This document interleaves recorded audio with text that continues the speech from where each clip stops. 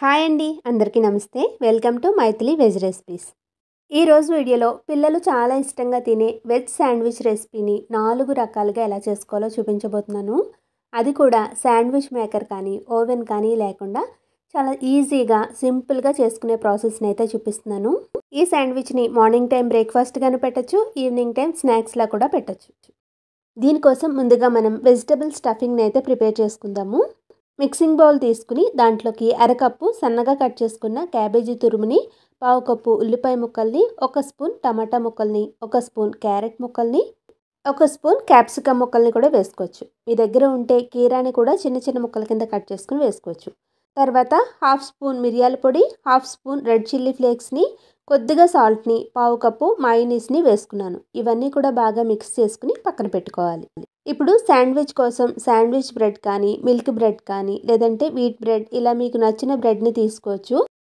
ఇప్పుడు బ్రెడ్కి ఒకవైపు బటర్ని అప్లై చేసుకుని దానికి రెండో వైపున ఇలా చీజ్ని తురుముకుని వేసుకోవాలి. మీ దగ్గర మోజరెల్లా చీజ్ ఉంటే అది వేసుకోవచ్చు. కొద్దిగా చిల్లీ ఫ్లేక్స్ని వేసుకుని మనం రెడీ చేసి పెట్టుకున్న వెజిటబుల్ మిక్స్ని 2-3 స్పూన్లు పెట్టుకోవాలి.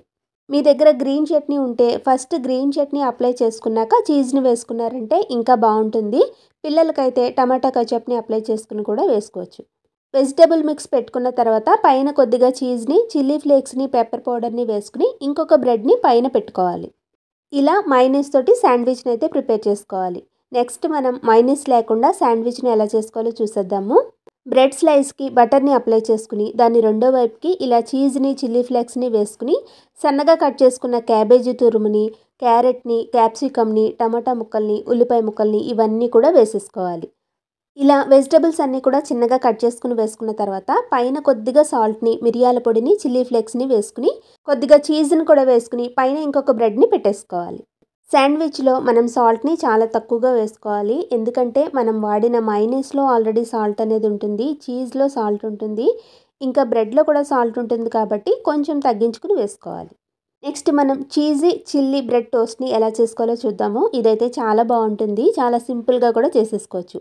2 బ్రెడ్ స్లైసెస్ని తీసుకుని దాని మీదకి ఇలా చీజ్ని, చిల్లీ ఫ్లేక్స్ని వేసుకోవడమే. చీజ్ ఎంత ఎక్కువగా వేసుకుంటే ఇదంత బాగుంటుంది. నెక్స్ట్ శాండ్విచ్లో మైనీస్ని వాడకుండా అన్ని ఇంట్లో ఉండే వెజిటబుల్స్ తోటి అందరూ కూడా చాలా సులువుగా చేసుకునే ప్రాసెస్ని చూసేద్దాం. దీనికోసం 2 బ్రెడ్ స్లైసెస్ని తీసుకుని ఒకవైపు బటర్ని అప్లై చేసుకోవాలి. రెండో వైపుకి తిప్పి చీజ్ని వేసుకున్న తర్వాత మనం ఇలా రౌండ్గా కట్ చేసుకున్న వెజిటబుల్స్ని వేసుకోవాలి. ఈ శాండ్విచ్లో మెయిన్గా మీ దగ్గర గ్రీన్ చట్నీ కానీ, టమాటా కచప్ కానీ ఉంటే ఫస్ట్ అప్లై చేసుకున్నాక చీజ్ వేసుకోండి, చాలా చాలా బాగుంటుంది. ఇలా వెజిటబుల్స్ అన్నింటినీ కూడా ఒక్కొక్కటిగా పెట్టుకుంటూ కొంచెం సాల్ట్ని, చిల్లీ ఫ్లేక్స్ని, పెప్పర్ పౌడర్ని చల్లుకుంటూ మనం మొత్తం వెజిటబుల్స్ని అరేంజ్ చేసుకోవాలి. నేను ఇక్కడ టమాటా, క్యారెట్, కీరా, ఆనియన్స్, క్యాప్సికమ్, క్యాబేజీని తీసుకున్నాను. ఇలా వెజిటబుల్స్ అన్నీ కూడా ఒకదాని మీద ఒకటి పెట్టేసుకున్న తర్వాత రెండో బ్రెడ్ మీద చీజ్ని వేసుకుని ఆ బ్రెడ్ని దీని మీద పెట్టేసుకోవడమే. శాండ్విచెస్ని అయితే అన్నిటినీ కూడా రెడీ చేసేసుకున్నాం కదా. ఇప్పుడు వీటిని ఎలా టోస్ట్ చేసుకోవాలో చూద్దాము. ఇలా ప్యాన్ తీసుకుని దాని మీదకి కొద్దిగా బటర్ని అప్లై చేసి లో ఫ్లేమ్లో పెట్టుకుని మనం రెడీ చేసుకున్న శాండ్విచెస్ని ఒక్కొక్కటిగా పెట్టుకుని కాల్చుకోవడమే. పైన ఒకసారి ఇలా గట్టిగా ప్రెస్ చేసుకుని మూత పెట్టి ఒక 5 నిమిషాల పాటు లో ఫ్లేమ్లో వీటిని కాల్చుకున్నామంటే శాండ్విచెస్ అనేవి రెడీ అయిపోతాయి.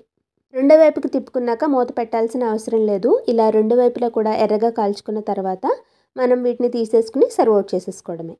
వేడి వేడిగా ఈ శాండ్విచెస్ని చేసుకుని టమాటా కచప్తో తింటూ ఉంటే చాలా టేస్టీగా ఉంటాయి.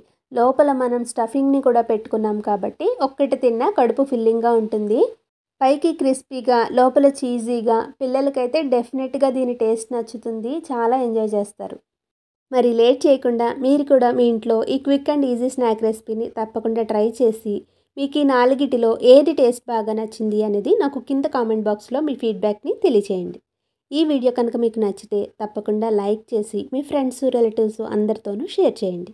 మరిన్ని రెసిపీస్ కోసం నా ఛానల్ని సబ్స్క్రైబ్ చేయండి.